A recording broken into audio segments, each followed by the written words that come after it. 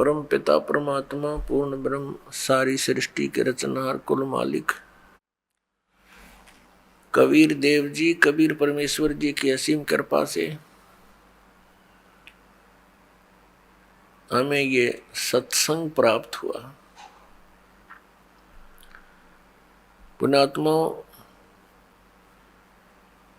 सत्संग का क्या अर्थ होता है?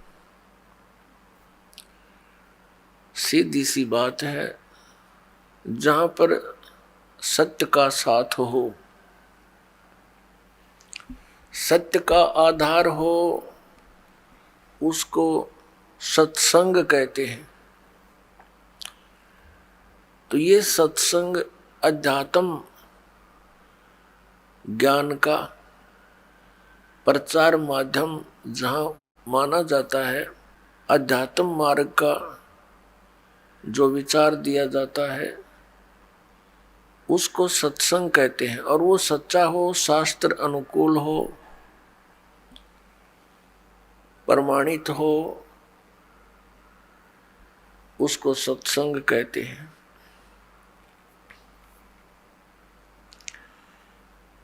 अभी तक जितना भी ज्ञान सुना था वो अज्ञान था, जब तक हमें वो तत्व ज्ञान प्राप्त नहीं हुआ। जैसे अन्य भी साथ संत, आचार्य, मंडलेश्वर, गुरुजन सत्संग करते हैं, श्रद्धालु वहां जाते हैं सत्संग सुनने के लिए, और वो उनके विचारों को सत्संग मानते हैं। लेकिन वो सत्संग नहीं है, क्योंकि उनको तत्व ज्ञान नहीं है।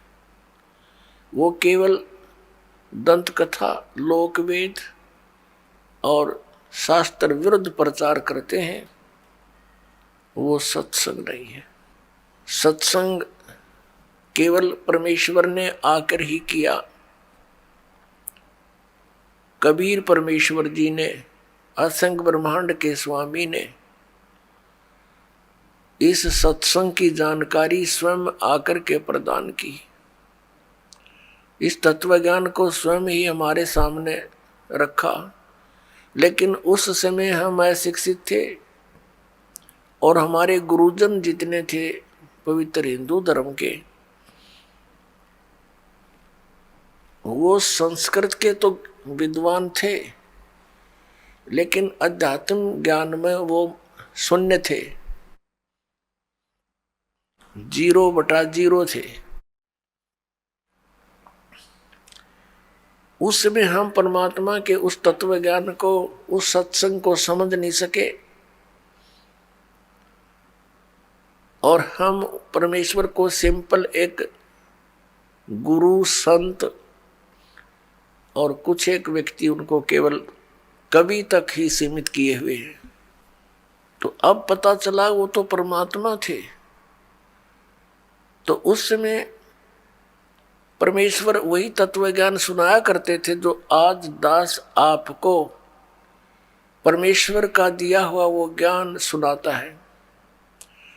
और परमेश्वर के दिए हुए उस ज्ञान को प्रमाणित करने के लिए कि ये सच्चा ज्ञान है, जो परमेश्वर कबीर देव जी ने, कबीर साहब ने 600 वर्ष पहले वर्णित किया था, अपने मुख कमल से उच्चारण करके वो सच्चिदानंद घन ब्रह्म की वाणी बोली थी, वो तत्व ज्ञान बोला था, वो सच्चा था और सच्चा है और सच्चा ही रहेगा। उसके समर्थन में अपने उन पवित्र सदग्रंथों को दास आपके रूबरू करता है, जिनमें वो ज्ञान आज विद्यमान है और उस दिन भी था। जिस दिन परमात्मा के ज्ञान को ये नकली गुरु, केवल संस्कृत के वक्ता, ये कह करके नकार दिया करते थे कि कबीर अशिक्षित है, ये एक छोटी जाति का धानक है और इसको संस्कृत आती नहीं है, क्योंकि संस्कृत केवल ब्राह्मण ही पढ़ सकते थे और सभी सदग्रंथ संस्कृत में ही विद्यमान थे। उनका ये दाव लगा रहा और हमें भी ये असमंजस हो जाती थी कि सचमुच कबीर साहब संस्कृत नहीं पढ़े और इस कारण से ये सदग्रंथों को तो नहीं समझ सकते। और जो हमारे गुरुजी इस पवित्र हिंदू धर्म के गुरुदेव ये शंकराचार्य माने जाते, आदि शंकराचार्य थे, उनसे ही ये ज्ञान शुरू हुआ जो पूरे हिंदू समाज में समाया हुआ है।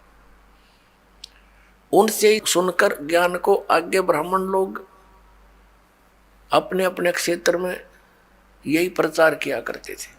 अब वो क्या ज्ञान देते थे कि श्री ब्रह्मा विष्णु महेश ये अविनाशी हैं, इनकी कोई माता पिता नहीं। परमेश्वर कबीर देव जी 600 वर्ष पहले कहा करते ये नाशवान है, इनकी जन्म मृत्यु होती है, ये पूजा के योग्य नहीं, ये परमात्मा नहीं है। तो उस समय परमेश्वर का एक घोर विरोध करवा दिया इन नकली गुरुओं ने।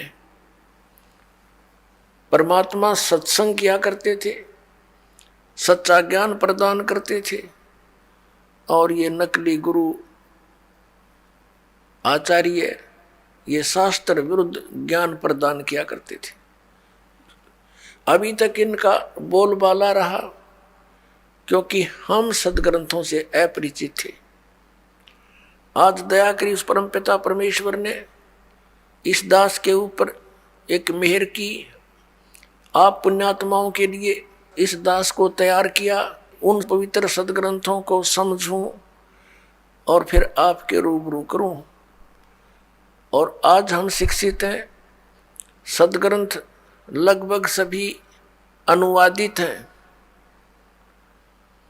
अनुवाद करता भी ये स्वयं ही है जो ये कहा करते ब्रह्मा विष्णु महेश अविनाशी है। तो पुण्यात्माओं 21 ब्रह्मांड में सत्संग नहीं है इस दास के अतिरिक्त, इस बरवाला के अतिरिक्त। ये अभिमान ना समझना, ये सच्चाई समझना। अभिमान तो उस व्यक्ति को होता है जिसने अपनी कोई खोज की हो, अभिमान तो उसको भी नहीं चाहिए, लेकिन ये स्वभाव है, हो जाता है। लेकिन जो ज्ञान दास आपके समक्ष कर रहा है वो तो पहले परमात्मा ने हमें दे रखा था, बख्शीश कर रखा था। दास तो उसको समझा रहा है कि भगवान ने ऐसा 600 वर्ष पहले कहा था, और आज हमारे सदग्रंथों में भी प्रमाणित पाया, उसमें उनमें भी लिखा था। तो पवित्र हिंदू धर्म का जो प्रचार कहाँ से प्रारंभ हुआ? आदरणीय आदि शंकराचार्य जी से हुआ।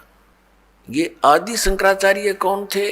उन्हीं की जीवनी में लिखा है कि ये भगवान शंकर ही स्वयं अवतार धारक आए थे और माता के गर्भ से जन्म लिया। 8 वर्ष की आयु में ये दीक्षित हो गए थे, संस्कृत बचपन से ही पढ़ने लग गए थे,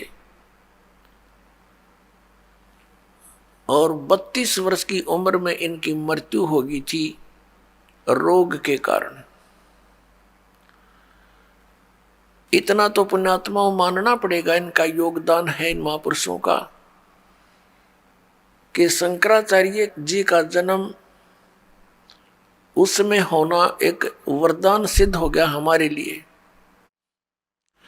क्योंकि उस समय बौद्ध धर्म का बहुत प्रचार हो रहा था, और शंकराचार्य जी ने बौद्ध धर्म का उसका विरोध किया था ज्ञान से, झगड़े से नहीं, ज्ञान से विरोध किया था। और उसका परिणाम ये निकला कि आज तक भक्ति जीवित रही। यदि बौद्ध धर्म फैल जाता भारतवर्ष में तो पूरा भारतवर्ष नास्तिक हो जाता। बौद्ध धर्म फैला चीन में, पूरा चीन नास्तिक हो गया। इसी प्रकार पुण्यात्मा, यदि उस समय ये पुण्यात्मा आदि शंकराचार्य जी नहीं आते तो आज हम राम का नाम भी नहीं लेते। लेकिन बात वही रही कि आसमान से गिरे और खजूर में अटके, फिर लाभ क्या हुआ? शंकराचार्य जी ने हमें क्या ज्ञान दिया कि जीव ही ब्रह्म है। फिर दूसरा ज्ञान क्या दिया कि श्री शंकर भगवान परमात्मा है, विष्णु भगवान परमात्मा है, शिव भगवान परमात्मा है, ब्रह्मा जी परमात्मा है। ये अविनाशी हैं, इनकी जन्म मृत्यु नहीं होती। और ये इनके आदरणीय शंकराचार्यों के ये पूज्य इष्ट भी हैं, रामकृष्ण, श्री कृष्ण और भगवान विष्णु, भगवान शंकर आदि। ब्रह्मा जी की तो पूजा ये करते नहीं। आज का जो सत्संग आपके लिए रहेगा कि सत्संग 21 ब्रह्मांड में नहीं है, और सदग्रंथों का ज्ञान इस दास के अतिरिक्त या परमात्मा के अतिरिक्त या उन महापुरुषों के अतिरिक्त जो परमात्मा से परिचित हुए, साक्षात्कार किया उनका, वो चंद महात्मा है। पूरे विश्व में उनके अतिरिक्त पूरे विश्व में ज्ञान नहीं, अध्यात्म ज्ञान नहीं उनको, वेदों और शास्त्रों का ज्ञान नहीं। तो फिर सत्संग खाक करा उनने, उल्टा पाठ पढ़ा दिया।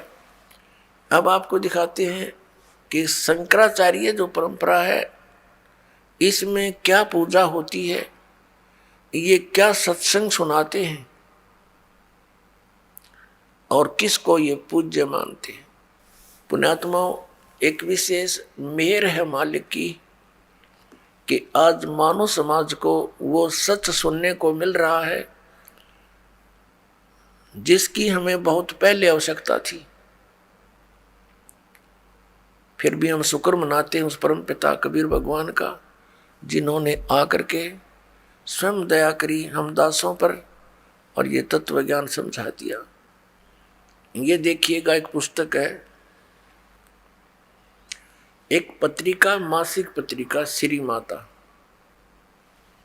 और ये Shri Mata communications private limited का प्रकाशन, आषाढ़ पूर्णिमा संवत 2066 जुलाई 2009, वर्ष 8, अंक 97, ये इनका यहाँ से प्रकाशित है।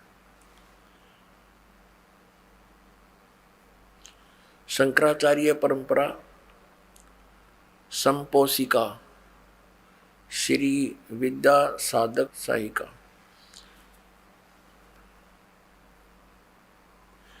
इसमें शंकराचार्य परंपरा यहाँ से शुरू होती है। नारायणम पदम भुवम वसिष्ठम शक्तिम च तत्पुत्र पराशरम च व्यासम सुकम गौड़ पदम महांतम गोविंद योगेंद्रम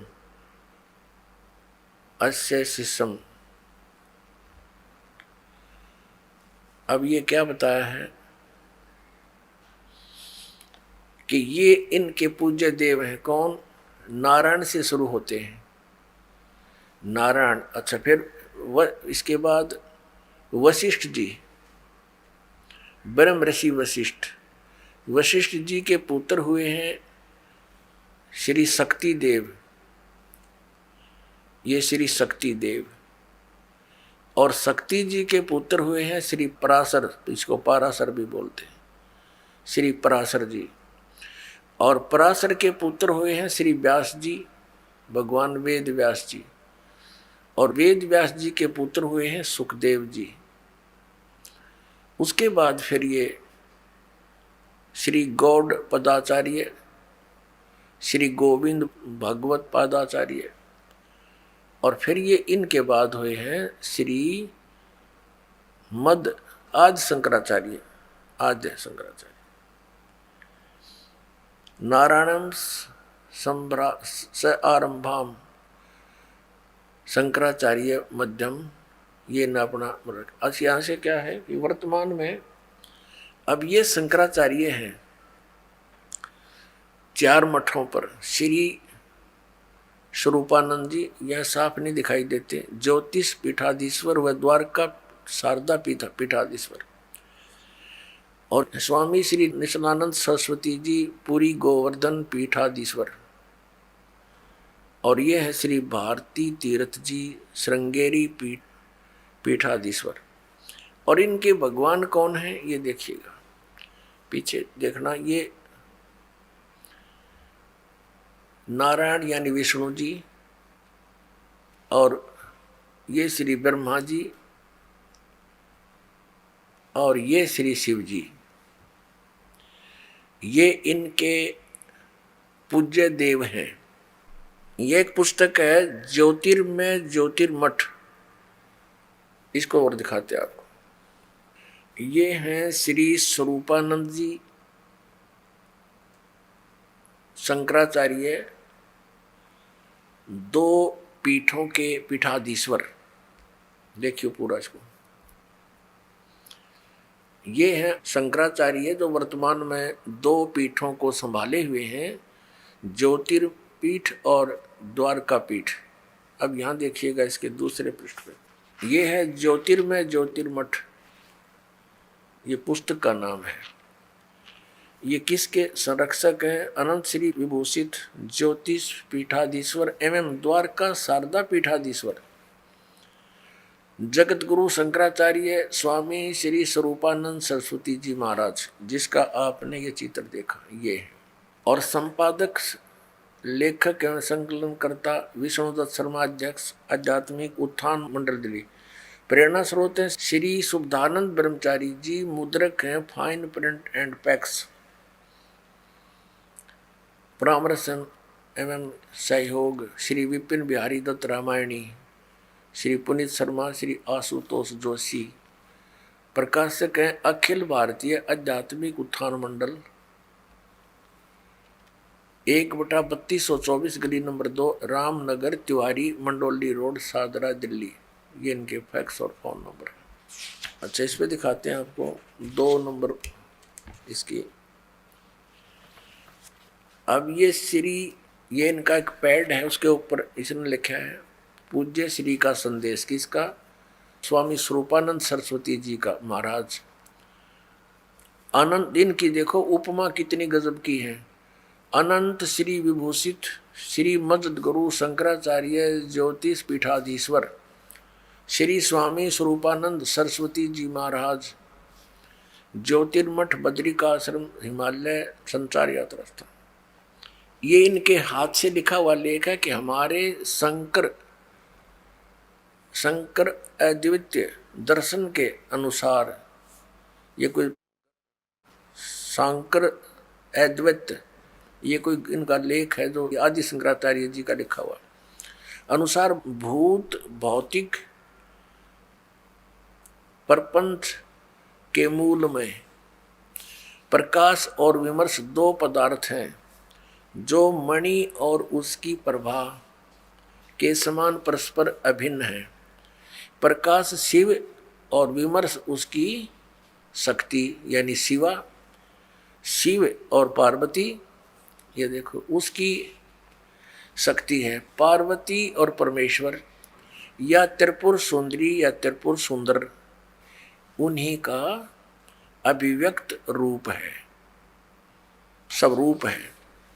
शक्ति सौलित शिव ही जगत के सर्जन, पालन और संहार में समर्थ होते हैं।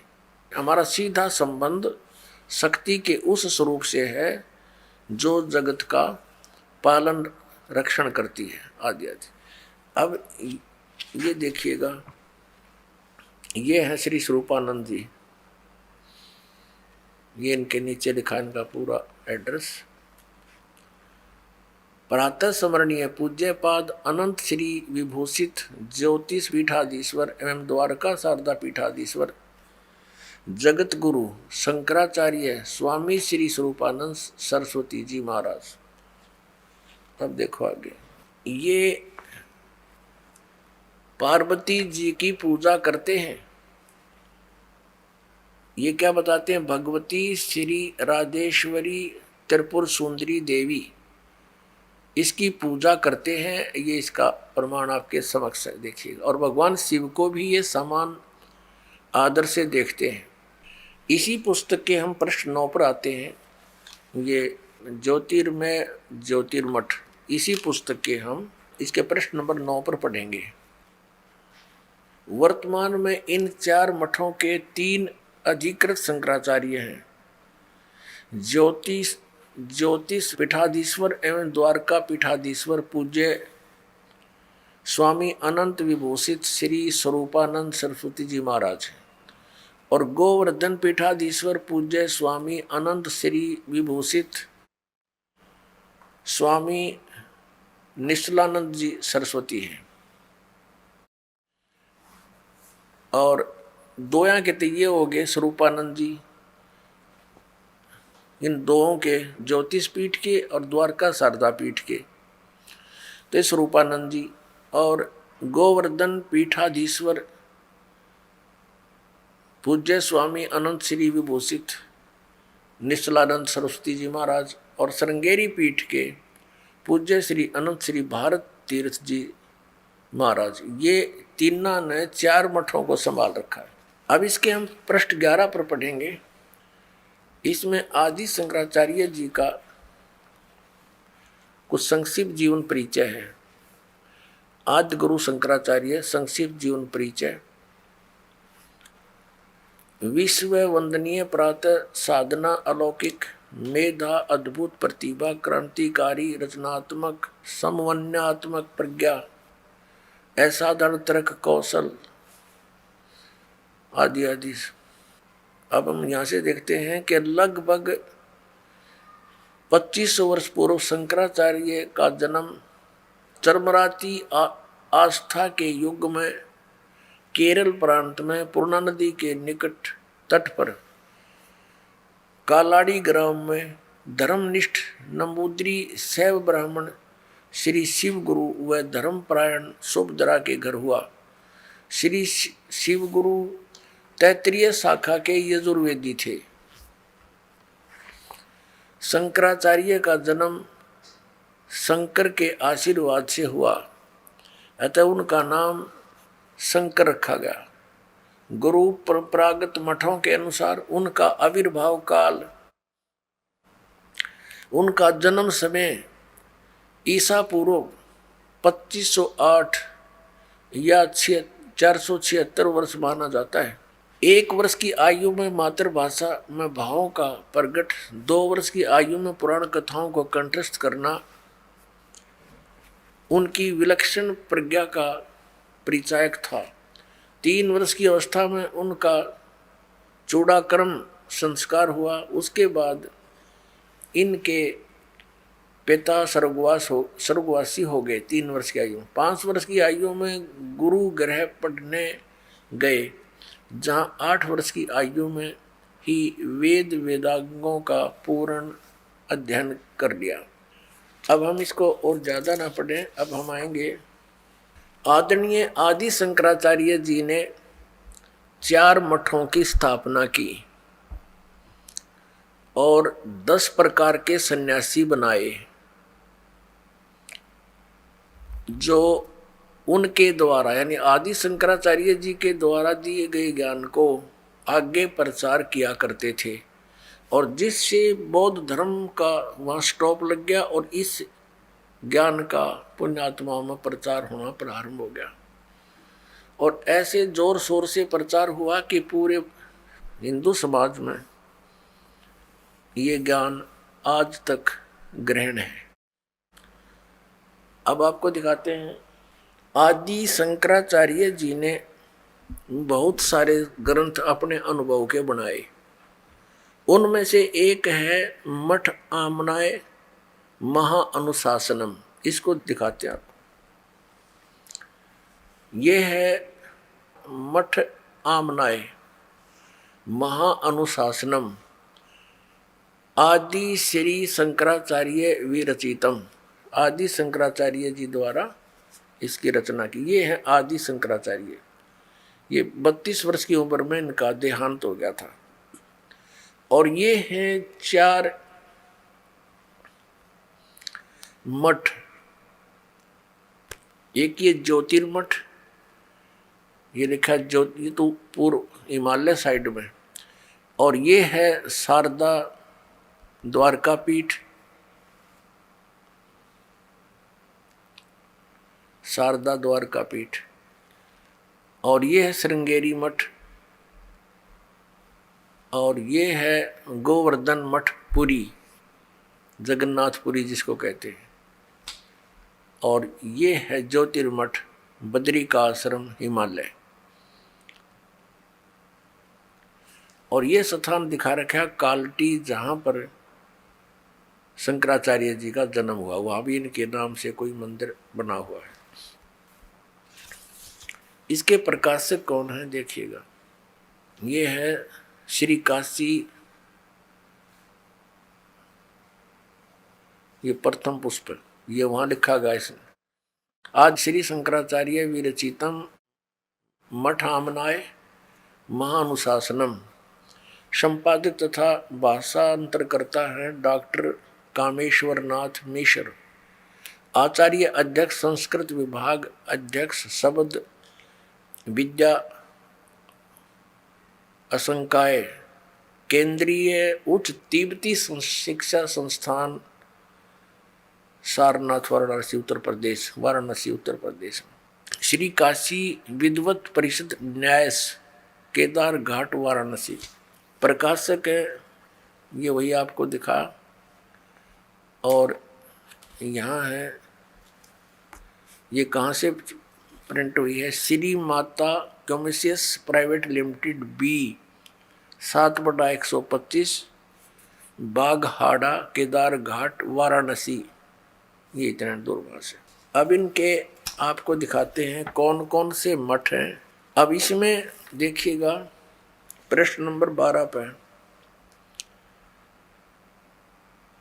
इसमें क्या कहा है, इसका ऊपर वर्णन चला आ रहा है। इसमें इन्होंने निर्णय दिया है कि मठों की संख्या, इस प्रकार ग्रंथ में मठों की कुल संख्या 7 बतलाई गई है, जिनमें 4 भारत के 4 दिगंतों में स्थापित किए गए थे और उनका कार्य क्षेत्र भी बतलाया गया है। वस्तुतः लौकिक व्यवहार के लिए यही 4 मठ द्वारका शारदापीठ, गोवर्धन ज्योतिष पीठ एवं श्रृंगेरी सम्मत है। शेष 3 मठ वैज्ञानिक विग्रह श्लोक नंबर 39 परिभाषित है। इनकी विग्रह कल्पना केवल विज्ञानात्मक है, भावनात्मक है, अर्थात यदि किसी मुमुक्षु को किसी सद्गुरु आचार्य की शरण नहीं मिल पाई तो वे वह निर्देशानुसार अपने गुरु तथा पीठ की भावना करके मोक्ष मार्गी हो जाते हैं। लौकिकी सत्ता न होने के कारण वे सुमेरु स्वात्मा एवं निष्कल आमना के आचार्य, योगपट और ब्रह्मचारी के नामों की निरुक्तियां नहीं हैं। अब यहाँ पूर्वोक्त 4 मठों की स्थिति और क्षेत्र तो भूतल पर बतलाए गए हैं और भारत के 4 भागों में अवस्थित हैं। ऊर्ध्व दिशा तो ऊपर है, ऊर्ध्व ऊपर, आकाश में, स्वर्ग अथवा अन्य लोकों में यह मठ नहीं हो सकता। गंधर्व नगर अथवा आकाश महल की भांति यदि हो भी सकता है तो केवल भावना लोक में, भूलोक में नहीं। इसी प्रकार 4 मठों के ऋग्वेद, यजुर्वेद आदि 4 वेद बतलाए, अथर्ववेद और सामवेद गए हैं। ऊर्ध्व आमनाय सुमेरु पीठ के लिए निर्धारित वेद सूक्ष्म वेद श्लोक नंबर 42 है और 4 वेदों के अतिरिक्त इस नाम का कोई वेद सनातनी जगत में नहीं है। अब इसका कहने का भाव ये है कि जैसे 4 वेद हैं और एक पुस्तक है, ये मठामनय महानुशासनम, इसके श्लोक नंबर 42 में एक सूक्ष्म वेद का भी जिक्र है, पर लेखक अनुवादकर्ता कह रहा है कि ये तो कहीं और ही हो सकता है, हमारे सनातनी जगत में केवल 4 ही वेद हैं। अब हम आगे आते हैं। अब इन चारों मठों पर पूरे हिंदू धर्म को ज्ञान दिया जाता है, और जो आदि शंकराचार्य जी के द्वारा स्थापित हैं, उनके द्वारा दिया गया ज्ञान है, वो किन किन मठों में कौन से वेद का पाठ होता है और कौन से देवी देवता की पूजा होती है, ये वर्णन दिखाते हैं। देखिएगा, पुस्तक वही है, पुस्तक ये वही चल रही है, मठ आमनाय महानुशासनम, पृष्ठ नंबर 33 पर शारदा मठ आमनाय, ये शारदा मठ के विषय में है। इसमें क्या बताया है, आदि शंकराचार्य द्वारा स्थापित पहला आमनाय पश्चिम दिशा में है, जिसको शारदा मठ कहा जाता है। ये आपको यहाँ दिखाया था, ये है शारदा मठ, ये वाला शारदा मठ द्वारका, ये द्वारका वाला, जिसको शारदा मठ कहा जाता है। इसका कीटवार संप्रदाय है, तीर्थ और आश्रम इसके सन्यासियों के पद अर्थात योग पट हैं। अच्छा, अक्षेत्र देवता देवी और प्रथम आचार्य यहाँ लिखे इसके बारे में। इस अक्षेत्र का नाम द्वारका है और देवता सिद्धेश्वर हैं, सिद्धेश्वर, और देवी भद्रकाली है, तथा आदि आचार्य विश्वरूप सुरेश्वर आचार्य, ये प्रथम थे जो उन्होंने स्थापित किए, सुरेश्वर आचार्य। और इसमें देखना ये क्या लिखा कि निर्मल तीर्थ गोमती है, यहाँ स्वरूप नामक ब्रह्मचारी सामवेद का वक्ता कहा गया है। इसमें सामवेद का ही पाठ होता है। आगे देखो, ये वही चल रहा है, उसी के बारे में चर्चा चल रही है ये। और इसका महावाक्य क्या है, ये प्रश्न नंबर 35 पर हम आगे हैं। इस शारदा पीठ का महावाक्य है, महावाक्य एवं गोत्र है। इस आमनाय का महावाक्य तत्वमसि, तत्त्वमसि, तत्वमसि है। इसका उल्लेख सामवेद अंतर्गत ये छांदोग्य उपनिषद का 6/8 ये श्लोक है, अध्याय 6 का श्लोक 8। ये छांदोग्य उपनिषद से लिया गया इन्होंने ये तत्वमसि, और यहाँ इसका निर्णय दिया कि जो तत्वमसि इन 3 पदात्मक महावाक्य रूपी त्रिवेणी संगम में तीर्थ की भावना से स्नान करता है, अर्थात तत्त्वम पदों का शोधन करके महावाक्य के लक्ष्य अर्थ के चिंतन में तल्लीन रहता है, उसे तीर्थ नाम से कहा जाता है। ठीक,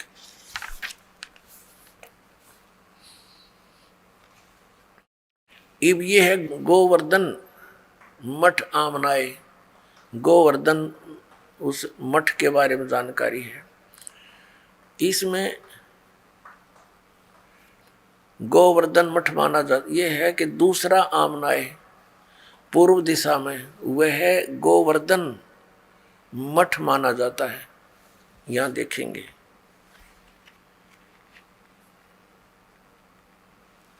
ये है गोवर्धन मठ, यानी पुरी, गोवर्धन मठ जगन्नाथपुरी में।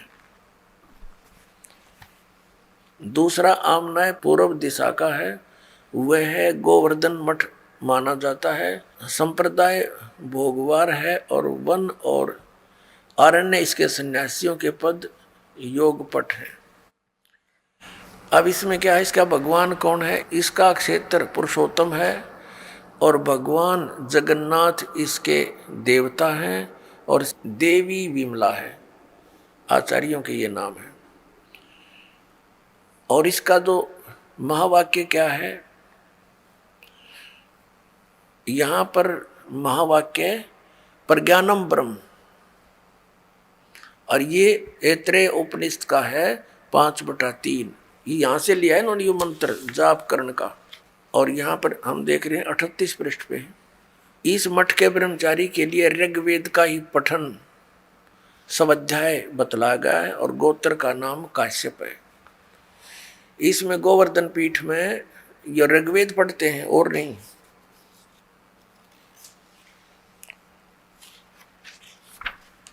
अब ये ज्योतिर्मठ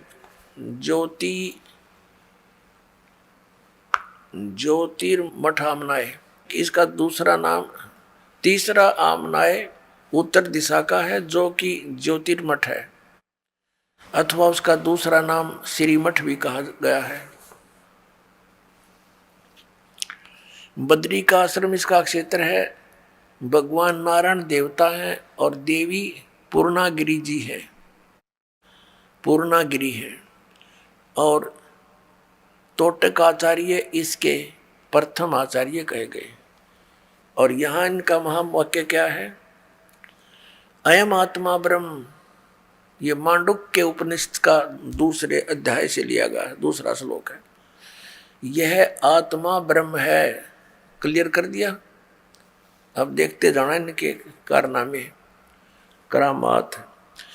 आनंद नामक ब्रह्मचारी अथर्ववेद का उपदेशक होता है। अब चौथा देखो, ये है प्रश्न नंबर 44 पर। और श्रृंगेरी मठ आमनाय, ये चौथा है। चौथा दक्षिण दिशा में अवस्थित आमनाय है। मठ का नाम श्रृंगेरी है, संप्रदाय भूरीवार है और गोत्र भूर्भुव है। इसमें सरस्वती आदि सन्यासी रहते। रामेश्वर नामक का क्षेत्र है। भगवान आदि वाराह है, आदि वाराह इसका देवता है। और इस मठ की देवी कामाक्षी हैं। और इनका महावाक्य क्या है? यजुर्वेद यहां पढ़ा जाता है।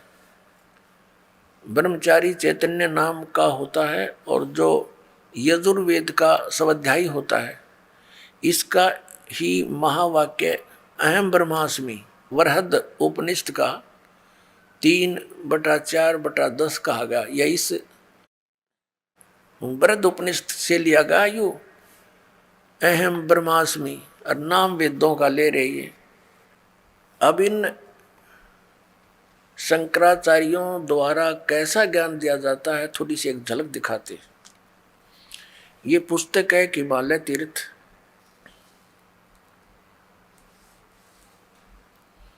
जेपी नंबूरी इसके ये लेखक हैं। हिमालय तीर्थ जेपी नंबूरी उप मुख्य कार्यकारी श्री बद्रीनाथ केदारनाथ मंदिर समिति, कोलकाता से प्रकाशित है। पहला प्रकाशन, प्रकाशक है रंजू चक्रवर्ती, 76A/1 बामा चरण राय रोड कलकत्ता। मुद्रक प्रिंट सर्विसेज कलकत्ता। ये ऐसे। अब आपको दिखाते हैं इसके, ये देखिएगा, ये प्रश्न नंबर 42 पर हिमालय तीर्थ शंकराचार्य,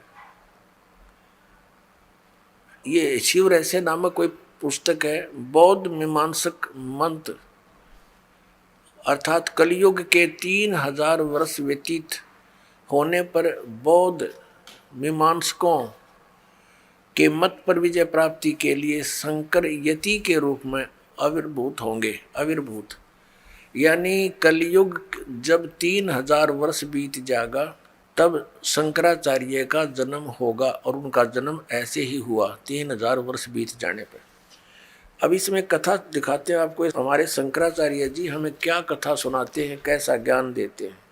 यह एक कथा सिंपल सी लेंगे, ज़्यादा इतना समय नहीं हम वेस्ट करेंगे। देखना, ये पृष्ठ नंबर 19 पे एक कथा सुनाई है इन्होंने इन तीर्थों के बारे में। ये तीर्थ कैसे बने, ये हिमालय तीर्थ पुस्तक है। यहाँ लिखा है कि ये पहले तो उन्होंने और बताई है, नर और नारायण ऋषियों के पश्चात अन्य ऋषि मुनियों व भक्तों द्वारा यह ज्योतिर्लिंग पूजित रहा। एक भगवान ने कोई किसी नर और नारायण नामक व्यक्तियों की पूजा से प्रसन्न होकर ज्योतिर्लिंग की स्थापना की, उसकी ये पूजा करते रहे। उसके पश्चात तत्पश्चात महाभारत काल में पांडवों द्वारा गोत्र हत्या अर्थात महाभारत युद्ध में अपने भाई बंधुओं आदि की हत्या के पाप से मुक्ति हेतु यहाँ पर देवादिदेव महादेव की आराधना की। अपना पाप नाश करने के लिए भगवान शंकर भगवान की पूजा की उन्होंने, ये पांडवों ने। इसी प्रसंग में पुराणों में एक कथा आती है। भगवान वेद व्यास जी की आज्ञा से पांडव केदार क्षेत्र में गए।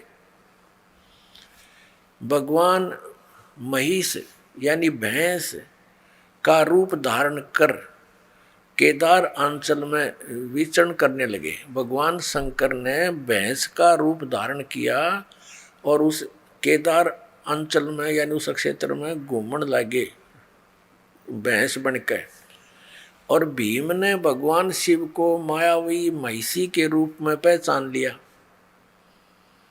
अब नो कहे भीम ने वो पहचान लिया कि ये भगवान शिव है भैंस के रूप में, और वे ऐसा जानकर भगवान शिव महिष रूप में पृथ्वी में समा ही रहे थे कि महाबली भीम ने दौड़कर उनका पिछला भाग पकड़ लिया।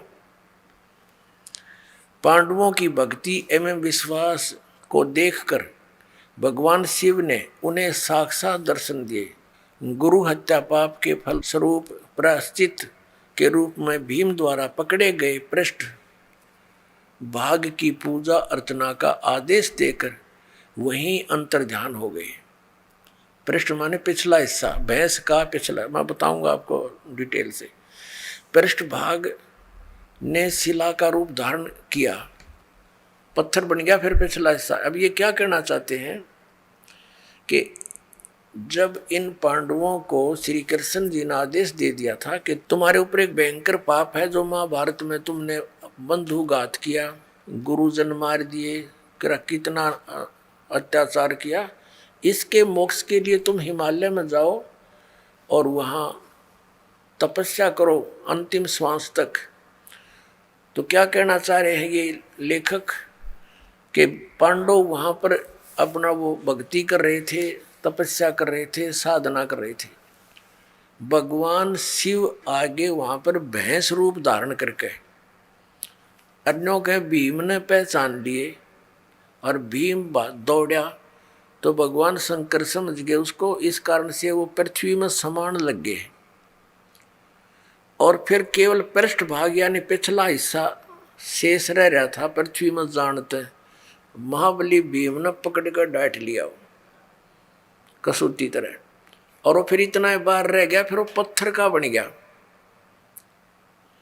और कहते भगवान शिव वहां प्रकट हो गए। ये काल का छल है सारा, ये शिव रूप में प्रकट हो गया और उनको कह दिया कि तुम बस इसकी पूजा करो भैंस के पिछले हिस्से की, और टट्टी गोबर के स्थान की भीम पूजा करने ला दिए,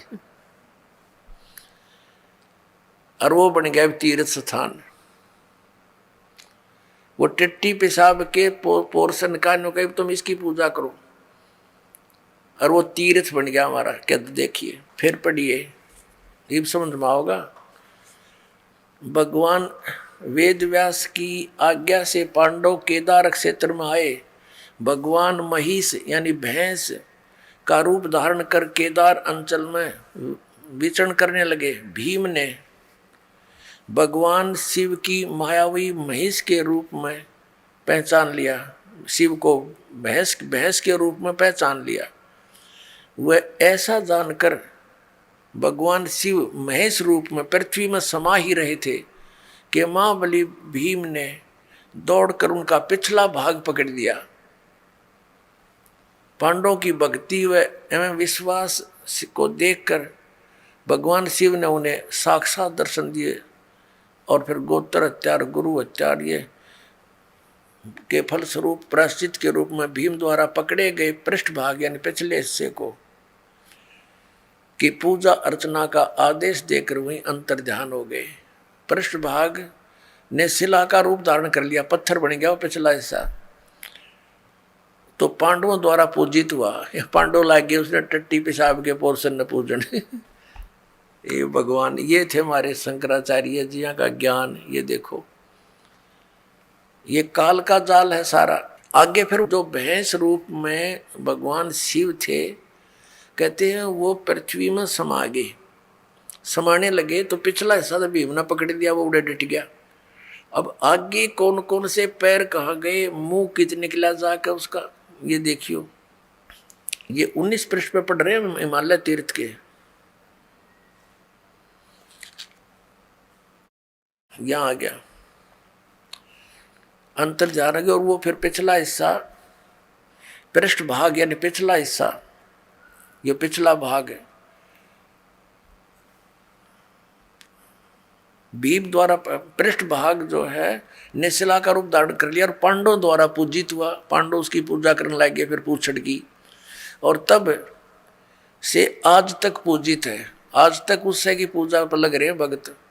महिष का अगर भाग नेपाल में जाकर प्रकट हुआ, ओहो।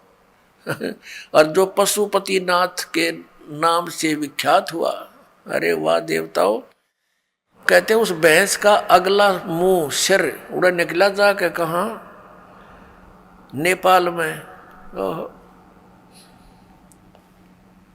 महेश का अगर भाग यानी अगला हिस्सा, मुंह सिर, नेपाल में जाकर प्रकट हुआ, जो पशुपतिनाथ के नाम से विख्यात हुआ। अब वहां पशुपतिनाथ के नाम से मंदिर बन गया, लोग वहां पूजन लगे।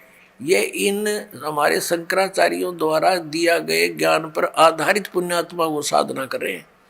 महिष के अन्य 4 भाग कर्म से तुंगनाथ में बाहु, रुद्रनाथ में मुख, मद महेश्वर में नाभि और कल्पेश्वर में जटा।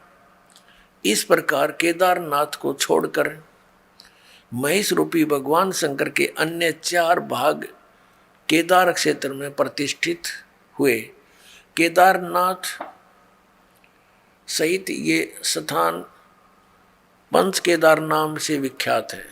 अब देखो, नेपाल में पहुंच गया अग्रभाग, महेश का अग्रभाग नेपाल में अगला हिस्सा, और बाकी ये सारे भारत में रह गए। और वो नेपाल में जो पशुपतिनाथ की पूजा होती है, वह ऐसे इनके बनाए हुए ये अपना विधान है। देखो पुण्यात्माओं, हमने वो साधना करनी है जो हमारे पवित्र वेदों और पवित्र गीता में लिखी है। हम ये नहीं कहते कि ऐसा ना हुआ होगा। भक्ति मार्ग में कोई भी चीज असंभव नहीं होती, क्योंकि ये काल भगवान 1000 कला का भगवान है, सहस्र कला का और सहस्र भुजा का। तो ये भी बहुत प्रबल है, बहुत शक्ति युक्त है, सिद्धियां हैं इसके अंदर। ये कुछ भी कर सकता है इस प्रकार के भ्रमित करने के लिए। तो हम ये नहीं कहते कि ऐसा नहीं हुआ होगा, ये फिर ये तो यादगार रहेगी। हमने पूजा वही करनी है जो हमारे सदग्रंथ बताते हैं। अब आगे दिखाते हैं महापुरुषों के और क्या विचार हैं। अब देखिएगा, एक पुस्तक है धर्मरथ।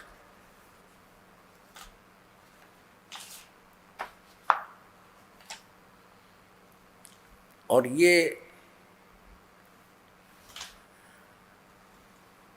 स्वामी स्वरूपानंद सरस्वती जी शंकराचार्य जी बैठे हैं। 2 अनंत श्री विभूषित ज्योतिष पीठ पीठाधीश्वर एवं द्वारका पीठाधीश्वर जगत गुरु शंकराचार्य स्वामी स्वरूपानंद सरस्वती जी महाराज, और ये धर्मरथ के लेखक हैं। ये धर्मरथ पुस्तक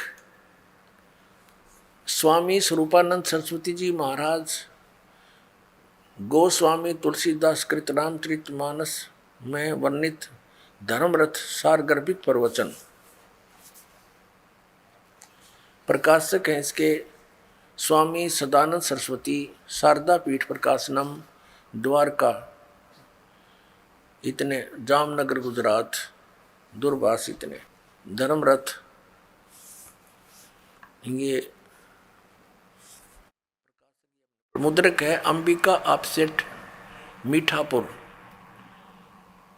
36 1345, ये कोई इनका नंबर है। प्राप्ति स्थान यहाँ पर इसकी प्रस्तावना में लिखा है कि धर्मरथ नामक प्रकृत ग्रंथ पीठाधीश्वर अनंत श्री विभूषित श्री मजत गुरु शंकराचार्य स्वामी स्वरूपानंद सरस्वती जी महाराज के मुखारविंद से निश्रित वाक सुधा का सार संग्रह, यानी श्री स्वरूपानंद जी महाराज के द्वारा किए गए वर प्रवचन हैं। ये जो आपको दासब सुनाने जा रहा है, अब देखिएगा इसके पृष्ठ नंबर 51 पर, धर्मरथ 51 पृष्ठ में हम यहां से पढ़ेंगे।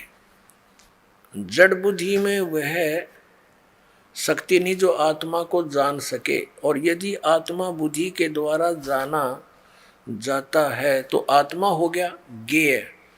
ब्रह्म किसी का दृश्य बन नहीं सकता।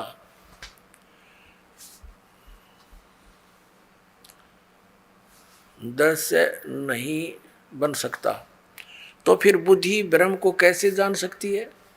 यह प्रश्न बना रहता है, जिसका समाधान हमने संक्षेप में सूत्र रूप में कल सुनाया था, पीछे सुना दिया कि सामान्य बुद्धि उस परमात्मा को जानने में निश्चित रूप से असमर्थ है, परंतु वेदांत शास्त्रार्थ अभ्यास संस्कार जन्य संस्कृत जो बुद्धि है, उस बुद्धि से ब्रह्म का साक्षात्कार होता है। बुद्धि ही विवेक करती है, विवेक करते करते हमें उस स्थिति में पहुंचा देती है जहां जाकर ब्रह्म का साक्षात्कार सहज में ही हो जाता है। ब्रह्म का साक्षात्कार क्या है? जैसे हम किसी मनुष्य को देखते हैं और कहते हैं कि हमने उसका साक्षात्कार किया, आपसे हम मिले, उस प्रकार ब्रह्म से साक्षात्कार नहीं हुआ। फिर कैसा? इस प्रकार ब्रह्म किसी को गोचर नहीं होता, वो दिखता नहीं, इंद्रियों और मन के द्वारा वह नहीं जाना जा सकता। तो ब्रह्म का साक्षात्कार क्या है? वस्तुतः स्थिति यह है कि ब्रह्म को सब जानते हैं। किस रूप में जानते हैं? जिस तत्व के रूप में श्रुतियों ने आत्मा को बतलाया है। आत्मा सबको विदित है। मैं हूँ यह कौन नहीं जानता? सब कहते मैं हूँ। भगवान के संबंध में तो लोग प्रश्न करते हुए कहते हैं कि महाराज भगवान है कि नहीं? तो हम उनसे यही पूछते हैं कि तुम हो कि नहीं? अगर तुम हो तो भगवान भी है, क्योंकि पहले हमने आपको देखा। मैं कौन हूँ? तो अहम ब्रह्मास्मि, मैं ब्रह्म हूँ। इस बात का सभी को ज्ञान है, मैं हूँ। अब यहाँ देखते हैं, हम शरीर को जान रहे हैं तो इसका अर्थ यह हुआ कि शरीर हमसे पृथक है। ये ज्ञान दे रहे हैं स्वरूपानंद जी। इस प्रकार प्राण को हम जानते हैं। शरीर को संचालित करने वाली शक्ति जो है वह प्राण है। प्राण भी हमसे पृथक है। जो मन को जानते हैं, मन भी हमसे पृथक है। महात्मा लोग बतलाते हैं समाधि की विधि, कैसे समाधि लगाई जाए, कैसे आत्म दर्शन किया जाए। तो यह बताते हैं कि पहले स्थिर आसन से बैठ जाएं, शांतिपूर्वक थोड़ी देर स्थिर बैठे रहने पर अपने आप अपने को शरीर मालूम पड़ने लगेगा। मन से यह शरीर है, तो शरीर जिस समय हमारा देह बन जाए, समझ लेना चाहिए हम शरीर से अलग हो गए। फिर मन है, ये आएगा कि इस शरीर को चलाने वाला, हाथ पैर उठाने वाला, रखने वाला मैं हूँ। तो हम प्राण में चले गए, प्राण के साथ हम एक हो गए। उस प्राण में दृष्टि केंद्रित कर दिया तो थोड़ी देर तक प्राण में दृष्टि केंद्रित करने पर प्राण भी आत्मा से पृथक प्रतीत होने लगेगा। फिर हमको लगेगा कि इस प्राण को भी हम प्रेरित करने वाला, संकल्प करने वाला मैं हूँ। तो इस प्रकार अर्थ यह है कि हम मन के साथ जुड़ गए, उस मन को भी देखने लग जाए, मन में भी अपनी दृष्टि केंद्रित कर दी जाए, तो मन भी अपनी आत्मा से पृथक होने लगेगा। फिर यह मन में विचार आएगा कि यह संकलात्मक विकलात्मक प्रेरित करने वाला निश्चय करता मैं हूं। तो इसका अर्थ यह हुआ कि हम बुद्धि के साथ तादम अपन्न हो गए, यानी उसके जैसे हो गए। तब हम बुद्धि में दृष्टि को केंद्रित कर दें तो बुद्धि भी अपने आप पृथक प्रतीत होने लगी। जहाँ शरीर, प्राण यानी श्वास, मन, बुद्धि, इन सब को अपनी आत्मा से अलग किया, तो ये जो झूठा मैं, इसको हम अहंकार कहते हैं, जड़ चेतन की ग्रंथि कहते हैं, यह मैं समाप्त हो जाएगी। इसके समाप्त होते ही शून्य का अनुभव होगा। परंतु इस शून्य का अनुभव कौन कर रहा है? शून्य का भी तो कोई अनुभव करता है, उसके द्वारा। तो जिसके द्वारा शून्य का अनुभव हो रहा है वह शून्य नहीं है, वह पूर्ण है। तो उसमें अपना चित्त स्थिर करके फिर उसको विचलित न होने दें। आत्मा में अपने मन को स्थिर करके कुछ भी चिंतन न करें। इस समाधि में जो अनुभव होगा उस समय वेदांत के संस्कार से युक्त इस अनुभव को समझ लेना कि यही ब्रह्म है। अब इनका कहने का तात्पर्य है कि जैसे हम समाधिस्थ होते हैं, उसमें पहले हम देखेंगे हम शरीर हैं, शरीर को भी कोई बोल रहा है कि ये मेरा शरीर है। फिर मन को देखते हैं, मन मेरा कोई और बोल रहा है। फिर श्वासों को भी, फिर हाथ पैरों को हिलाने वाला कौन है, वो कोई और है। तो कहते फिर कति शून्य हो जाओ, शून्य में आप कुछ भी ना चिंतन करो, फिर आपको महसूस होगा कि आप कौन हो, हम आत्मा है। तो ये जो आत्मा है ये पूर्ण परमात्मा है। इनका अर्थ ही है कहने का।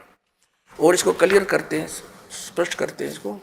ये देखिएगा आगे इन्होंने 56 पृष्ठ पर स्पष्ट कर दिया इसको कि अब देखो, जिसने परम ब्रह्म को जान लिया उसने जितना भी संसार का सुख है वह सब प्राप्त कर लिया, शेष कुछ नहीं है। ऐसी स्थिति उसकी हो जाती है। सत्यम ज्ञानमंतम ब्रह्म। अब यहाँ आते हैं निवृत्ति में हम अपौरुष वेद वाणी से सुनते हैं कि ब्रह्म सत्य है। ये वेद वाणी को अपौरुषेय मानते हैं, किसी मनुष्य के द्वारा नहीं बोली गई, ठीक है। उस ब्रह्म सत्य है, ज्ञान है, अनंत है, वह अंतःकरण में ही अवस्थित है। तो हमारे मन में उसके अस्तित्व के संबंध में जो संदेह है उसकी निवृत्ति उस ज्ञान से हो जाती है। 4 महावाक्य हमारे वेदों में बतलाए गए, ये वेदों के नहीं, इन्होंने बल्कि उपनिषदों ले रखे हैं। 4 महावाक्य हमारे वेदों में बतलाए गए हैं, जिनमें अथर्ववेद का महावाक्य अयम आत्मा ब्रह्म, यजुर्वेद का महावाक्य अहम ब्रह्मास्मि, ऋग्वेद का महावाक्य प्रज्ञानम ब्रह्म, सामवेद का महावाक्य है तत्वमसि। तो ये 4 महावाक्य बतलाए गए। 4 महावाक्यों को लेकर अर्थ किया जाता तो चारों का अर्थ एक ही हो जाता है, तत्वमसि। तत्वमसि ये 3 पद है। जिस प्रकार 10 ये अपनी तरफ से बढ़ा के 10 आदमी अपने आप को ना गिने ऐसे, तो इसका अर्थ ये सीधा सा हो गया कि मैं ही ब्रह्म हूँ। ये अर्थ है इसका, तत्त्वम असि, वह तू ही है।